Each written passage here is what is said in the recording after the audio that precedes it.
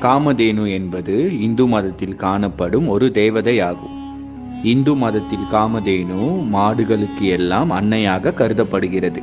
காமதேனு மாட்டின் உடலமைப்பை கொண்டதாகும். இதன் தலை பெண்ணாகவும், பெண்களைப் போன்ற மார்பகமும், பறவையை போன்ற இறக்கைகளும், மயிலின் தோகையும், மாட்டின் வால் மற்றும் மாட்டின் உடலமைப்பை கொண்டதாகும்.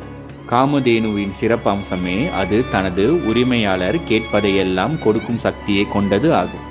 காமதேனுவிற்கு சுரபி என்ற மற்றொரு பெயரும் உள்ளது. இதன் உடலில் கடவுள்கள் தங்கியிருப்பதாக நம்பப்படுகிறது.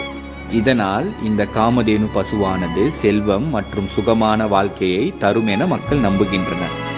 காமதேனுவின் பிறப்பை பற்றி பல புராண கதைகள் இருக்கின்றன.